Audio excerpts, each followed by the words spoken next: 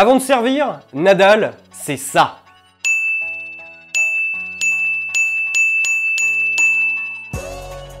Et pour sa deuxième balle, ça recommence. La même combinaison de gestes bizarres à chaque fois qu'il s'apprête à engager le point. Les tocs de Nadal, c'est quelque chose qui a toujours fait parler. Quand vous regardez Roland Garros à la télé le dimanche après-midi en famille et qu'on vous considère un peu comme l'expert tennis, il y a en général deux questions qu'on vous pose. La première, c'est sur le score. Attends, mais pourquoi il y a 40-15 alors qu'ils ont joué 4 points? Et la deuxième, c'est sur les tocs de Nadal. Non mais sans déconner, il a vraiment besoin de se toucher les fesses comme ça à chaque fois? À vrai dire, les tocs de Nadal fascinent tellement que chaque année, c'est le jeu de celui qui va réussir à en compter le plus.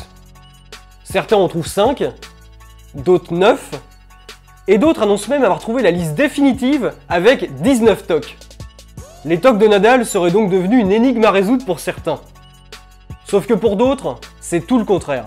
Beaucoup sont énervés au plus haut point de devoir attendre une plombe avant de voir un point. Pour certains, c'est même carrément la santé mentale de l'Espagnol qui est clairement en jeu. En fait, il n'y a pas forcément besoin d'aller chercher très loin pour voir des réactions sur les tocs de Nadal. Même dans les commentaires qu'on reçoit, il y en a qui vont jusqu'à formuler leurs théories les plus fumeuses sur lui. Après tout, c'est vrai. Pourquoi est-ce que Nadal aurait besoin de faire tout ça? Lors de sa demi-finale à Wimbledon en 2018 contre Djokovic, Nadal s'est touché le nez ainsi que les oreilles très exactement 420 fois avant de servir. Et attention, ça c'est seulement si on s'en fie au point disputé sur son service. Car il a aussi l'habitude de faire son rituel quand il retourne le service adverse. Donc si Nadal a été rigoureux sur l'ensemble du match, il se serait donc touché le nez ainsi que les oreilles 772 fois. Quel peut donc bien être l'intérêt d'une telle obsession? Est-ce uniquement de la superstition? Ou bien est-ce réellement un problème mental comme le suggèrent certains? Eh bien en réalité, il se pourrait que Nadal ait quelque chose de bien plus profond que ça à nous enseigner. Qu'il ait quelque chose à nous dire sur notre pratique du tennis en tant que joueur amateur. Quelque chose qui pourrait tous nous faire progresser. Et qu'au final, il arrive à nous montrer que nous ne sommes tous pas tellement différents de lui.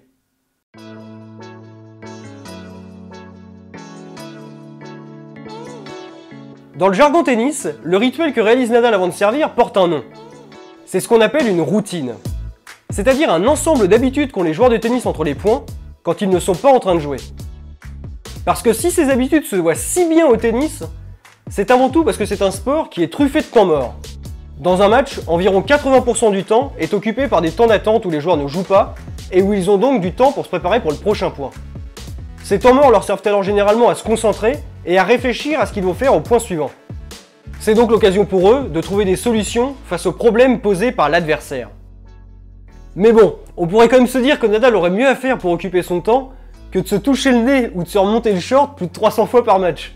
Sauf que s'il a pris toutes ses habitudes avant de servir, c'est pour une raison. Nadal cherche en réalité à accomplir quelque chose que nous faisons tous dans notre vie tous les jours.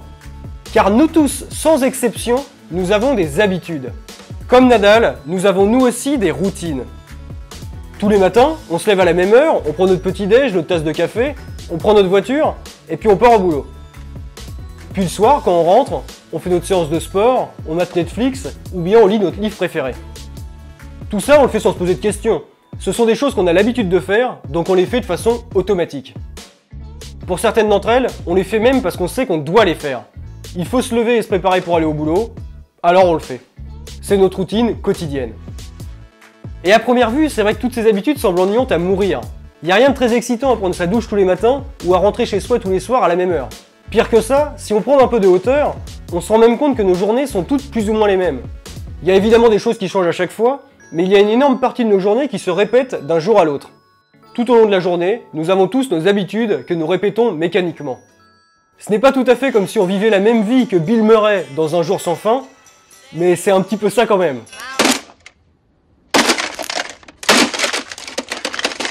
Et vu sous cet angle, notre vie peut sembler très triste. Ce serait donc vraiment ça la vie? Vivre quasiment la même journée tous les jours?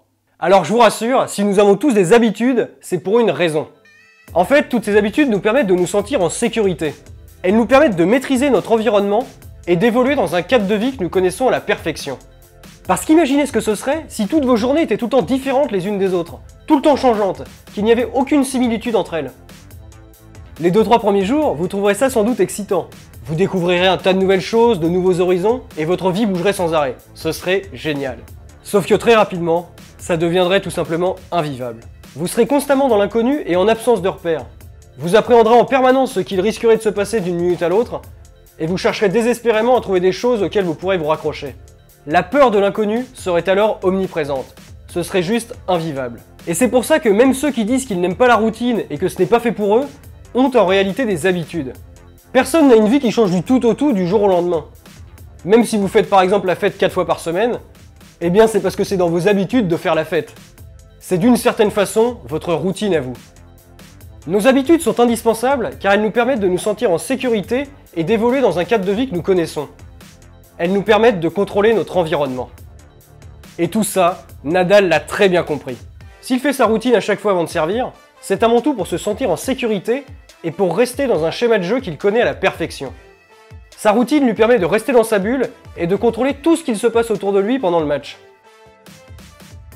De la même façon que nous avons tous des habitudes pour nous sentir en sécurité dans un monde chaotique qui change sans arrêt, Nadal a tous ses rituels pour rester imperturbable face aux éléments extérieurs qui pourraient venir le perturber pendant ses matchs.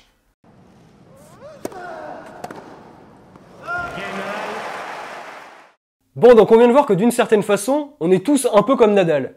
Mais sauf qu'il y a quand même un petit problème là-dedans. C'est qu'avoir des habitudes n'explique pas tout. Vous voyez bien qu'il y a une grosse différence entre prendre son café tous les matins pour aller au boulot et devoir se toucher le nez et les fesses plus de 300 fois par match. Nous, pendant notre journée, on n'est pas là constamment à faire nos rituels pour se mettre dans les bonnes conditions pour travailler. On n'a pas besoin de se rassurer en permanence comme Nadal pendant l'écriture d'un mail pour un client par exemple. Ce serait juste ridicule. Mais sauf qu'en fait, si Nadal fait tout ça, c'est parce que le sport possède une particularité que nous n'avons pas dans notre vie de tous les jours.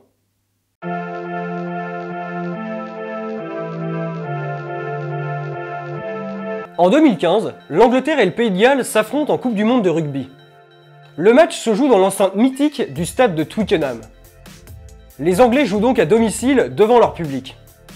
De plus, si on s'en fie au classement établi par World Rugby en 2015, l'Angleterre se situe à la 3e position, juste devant le Pays de Galles. Les Anglais partent donc logiquement favoris de cette rencontre, qui s'annonce déjà décisive pour l'issue du groupe. Le match commence par une bonne entame des deux équipes qui se neutralisent rapidement. Puis l'Angleterre se détache pour mener 22-12 à une demi-heure de la fin. Mais petit à petit, les Gallois vont revenir au score jusqu'à ce qu'il y ait 25 partout. À 9 minutes de la fin, les deux équipes sont donc à égalité. La physionomie du match s'est alors totalement inversée et on peut ressentir une certaine tension dans le camp anglais. Puis, à la 74e minute, les Anglais vont commettre une grosse erreur et concéder une pénalité. À ce moment-là, les Gallois savent que c'est l'occasion rêvée pour mener au score et pour gagner le match. Mais le tireur gallois Dan Biggar sait rester lucide. Il a bien conscience que ce qui l'attend n'est pas facile du tout. Premièrement, il sait que la pénalité qu'il doit marquer est loin d'être facile. Comme la faute a été commise au milieu du terrain, il se situe très exactement à 52 mètres du but adverse. Ensuite, il sait que s'il marque cette pénalité, son équipe mènera au score et sera quasiment assuré de remporter le match puisqu'il ne restera plus que 5 minutes à jouer. Et enfin, tout le monde a les yeux rivés sur lui. Tous ses coéquipiers comptent sur lui, tous ses adversaires le regardent, et la grande majorité des 80 000 spectateurs du stade de Twickenham ne souhaitent qu'une seule chose, qu'il rate son tir. Mais malgré tout ça, Dan Biggar s'élance pour tirer sa pénalité et la marque brillamment, parfaitement entre les deux poteaux. Il donne donc l'avantage au Pays de Galles 28-25, qui réussira à conserver son avance jusqu'à la fin et à gagner le match. Quelques jours plus tard, ils se qualifieront pour les quarts de finale de la compétition, contrairement aux Anglais qui seront eux éliminés. Si je vous raconte tout ça, c'est parce que dans une situation comme celle-ci, n'importe qui exploserait sous la pression. La pression et l'effort de concentration qu'a dû subir le tireur gallois à ce moment-là est quelque chose qui ne se vit que dans le sport de haut niveau. Il a réussi à rester concentré pour marquer, alors qu'il y avait pourtant 1001 façons d'être déconcentré pendant tout le match. Les Gallois ont d'abord été menés au score, puis ont progressivement remonté leur retard, jusqu'à ce qu'ils soient délivrés par la pénalité et qu'ils tiennent le coup pour conserver leur avance jusqu'à la fin. Dans ce match, beaucoup d'entre nous se seraient dit que c'était déjà perdu d'avance, ou au contraire, que c'était déjà gagné par excès de confiance. Dans ce genre de situation, vous pouvez facilement vous laisser porter par vos émotions et faire n'importe quoi. Pour tenir le coup, les sportifs doivent donc s'entraîner mentalement. Ils savent qu'ils doivent être forts dans leur tête pour ne pas subir de trop fortes variations émotionnelles. Et pour ça, Dan Biggar a sa petite méthode personnelle. Avant de tirer sa pénalité, il a un rituel plutôt étonnant. Il sautille, se touche les épaules et se recoiffe plusieurs fois de suite. J'imagine que ça doit vous rappeler quelqu'un. Comme Nadal au service, Biggar a sa routine. Elle lui permet de faire abstraction de tout ce qui vient de se passer dans le match et de se focaliser sur son tir et rien d'autre. Pour éviter que toute la pression qui pèse sur lui à ce moment-là l'envahisse et lui fasse rater son tir, il fait sa routine comme il en a l'habitude. Elle lui permet de rester dans sa bulle et de stabiliser son état émotionnel. Si la pression qui pèse sur lui avant de tirer est trop forte, alors sa routine lui permet d'enlever cette pression. Et si au contraire son équipe est en train de mener au score, alors elle lui permet de ne pas avoir d'excès de confiance. En gros, c'est un peu comme s'il appuyait sur le bouton Reset. Toutes les émotions qu'il ressentait à ce moment-là, qu'elles soient négatives ou positives, s'atténuent pour qu'il soit à fond dans le moment présent. Une fois qu'il est revenu à un état émotionnel stable, il peut tirer sa pénalité et marquer. Dans ce match, Biggar a été irréprochable et a été nommé homme du match. Il a eu 100% de réussite au jeu au pied, avec 7 pénalités réussies et une transformation. Je crois qu'on peut donc dire que sa petite danse amusante a plutôt l'air de lui avoir porté chance. Si cet exemple peut vous sembler être un cas isolé, sachez que je pourrais en réalité vous donner plein de cas similaires. Et ce, quel que soit le sport. Observez par exemple le comportement des basketteurs avant de tirer un lancer franc important. Ou celui des coureurs de 100 mètres juste avant une finale. Ou même celui des joueurs de foot avant de tirer un penalty. Dans toutes ces situations où la pression est maximale, ces joueurs ont besoin de se canaliser et de revenir à une situation qu'ils connaissent à la perfection. Ils savent que c'est seulement en faisant quelque chose qu'ils ont l'habitude de faire qu'ils pourront être performants. Et au tennis, c'est exactement la même chose. C'est en se touchant le nez et les oreilles que Nadal arrive à oublier ce qui vient de se passer au point d'avant et de se focaliser à 100% sur le point suivant. S'il vient tout juste de rater une balle facile, alors sa routine lui permet de ne pas y penser. Et s'il vient au contraire de réussir un coup entre les jambes, alors elle lui permet de ne pas avoir d'excès de confiance. C'est sa façon à lui d'appuyer sur le bouton Reset. Hey, salut Grégoire! En fait, c'est carrément intéressant tout ce que tu nous dis depuis le début sur les routines. Mais je me permets d'intervenir, car il y a un dernier point important que tu n'as pas encore traité.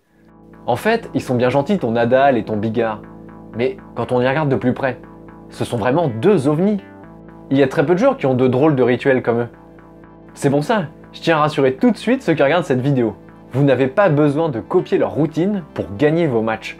Regardez, il suffit de prendre le match de rugby de tout à l'heure pour s'en rendre compte.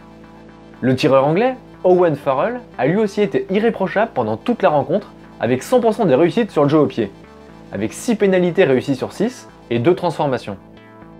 Et contrairement à Biggar, il n'a pas besoin de faire un rituel bizarre à chaque tir. Et au tennis, on pourrait dire la même chose. Djokovic et Federer n'ont pas besoin des mêmes rituels que Nadal pour être très forts mentalement. En fait, j'ai l'impression que toute cette histoire de routine, c'est juste un moyen de ne pas appeler ça de la superstition. Parce que vous allez voir, j'ai fait quelques recherches et je peux vous assurer que les joueurs de tennis, en termes de superstition, ils sont vraiment balèzes.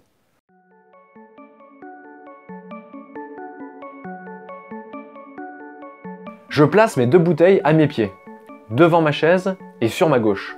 Il y en a une qui est placée juste derrière l'autre, et je les mets toujours en diagonale de façon à ce qu'elles pointent toutes les deux vers le court. Si ça vous arrive de regarder du tennis à la télé, vous aurez sans doute reconnu l'auteur de cette phrase. Et oui, Nadal ne s'arrête pas là. En plus de sa routine au service, il est reconnu sur le circuit pour son nombre impressionnant de superstitions sur le court. À chaque changement de côté, juste après avoir bu, il va toujours s'assurer que ces 2 bouteilles soient bien alignées au millimètre près. Il en place toujours une derrière l'autre, en diagonale, de sorte à ce qu'elles pointent toutes les deux vers le terrain. Et son obsession est tellement dingue qu'il peut lui arriver parfois de passer 4 à 5 secondes à vraiment bien vérifier l'alignement des 2 bouteilles. Et le plus fou là-dedans, c'est que ce n'est pas du tout sa seule superstition. Il en a beaucoup et je vais vous montrer ma préférée. Il fait toujours attention à ne pas marcher sur les lignes du court quand il le peut. Mais surtout, il fait bien attention d'enjamber les lignes avec son pied droit. Oui, je vous assure que c'est vrai. En tout cas, vous ferez attention à ça la prochaine fois que vous allez regarder un de ces matchs. Vous allez voir, c'est très perturbant. Et c'est vrai que quand on voit ça, on pourrait penser que Nadal est un peu un cas isolé. Mais en fait, ce n'est pas du tout le cas. Beaucoup de joueurs de tennis ont des habitudes qui peuvent se révéler de la pure superstition. Regardez, je vous en ai préparé une petite compilation. Richard Gasquet demande toujours au ramasseur de balles la balle avec laquelle il vient de gagner le point précédent. Ah oui, et histoire d'en rajouter une couche, Gasquet demande toujours de recevoir sa serviette en boule. Un peu casse-couille le Richard quand même.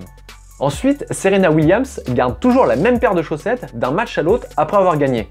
Je vous laisse imaginer l'odeur quand elle arrive en finale. André Agassi ne marchait jamais sur les lignes quand il se déplaçait pour aller au fond de cours. Et sans déconner, même Roger Federer aurait apparemment une superstition avec le chiffre 8. Né le 8 août, il y aurait toujours 8 raquettes et 8 bouteilles dans son sac, et très exactement 8 personnes dans son box quand il fait des matchs. Donc c'est vrai que vu comme ça, on peut se demander si les joueurs de tennis sont pas fous.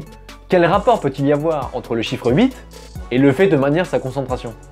Vu comme ça, toutes ces manies ont l'air plutôt d'être de la superstition, et n'ont pas grand chose à voir avec ce qu'a dit Grégoire sur les routines. Sauf que, quand on demande aux principaux intéressés, ils nous répondent que si. Voici par exemple la réponse de Federer. Si j'aime bien ce chiffre 8, c'est seulement parce que je suis né le 8e jour du 8e mois de 1981. Je ne suis pas quelqu'un de très superstitieux. Pour être honnête, je me suis toujours dit que le nombre de personnes présentes dans mon box n'avait aucune importance. À le croire, tout ça ne serait donc qu'un emballement médiatique et n'aurait rien à voir avec de la superstition. Quant à Nadal, sa réponse est très intéressante. Je ne suis pas superstitieux. Sinon, je changerais de rituel à chaque défaite. Ce que vous appelez tic est une façon de mettre de l'ordre dans ma tête. Ils sont le moyen de concentrer et de faire taire les voix à l'intérieur. De ne pas écouter la voix qui me dit que je vais perdre, ou la voix encore plus dangereuse qui me dit que je vais gagner. Ici, ce que dit Nadal rejoint ce qu'a dit Grégoire plus tôt. Ces routines lui permettent de mettre de l'ordre dans sa tête, et donc de se sentir en sécurité dans un monde qui change tout le temps. Et donc de rester concentré pendant tout le match, sans se laisser submerger par ses émotions. En réalité, Nadal n'est pas fou. Même si ces tics peuvent faire rire, c'est ce qui lui permet de ne pas céder dans les moments importants. Ces tics lui permettent à la fois d'évoluer dans un environnement sûr, qu'il connaît à la perfection, ainsi que de rester concentré et d'être focalisé à 100% sur le prochain point. En fait, cette combinaison sécurité-concentration que procurent les routines est tellement importante que tous les joueurs l'utilisent. Que ce soit Djokovic quand il fait rebondir sa balle un nombre de fois incalculable juste avant de servir, Federer quand il souffle sur ses doigts, Zverev quand il lève son t-shirt, ou encore Isner qui fait passer la balle entre ses jambes. Tout ça pour vous dire que tous les joueurs ont une routine. Tous, sans exception, se sont créés une routine pour bénéficier de la combinaison gagnante sécurité-concentration. L'impact bénéfique des routines est d'ailleurs tellement reconnu qu'elle ne se limite pas du tout au circuit professionnel. Chez les amateurs, beaucoup de joueurs ont une routine qui leur permet de rester concentrés pendant leur match. Même en 4ème série, avoir une routine peut être ce qui fait la différence entre un joueur qui pète un câble et un joueur qui reste serein pendant toute la partie. Vous pouvez donc vous aussi utiliser une routine pendant vos matchs. Ce n'est pas du tout quelque chose qui est réservé aux pros. Et en plus, ce n'est pas du tout quelque chose qui est difficile à faire. En fait, c'est même plutôt simple. Il vous suffit de mettre un objet que vous avez déjà dans votre sac de tennis. La serviette.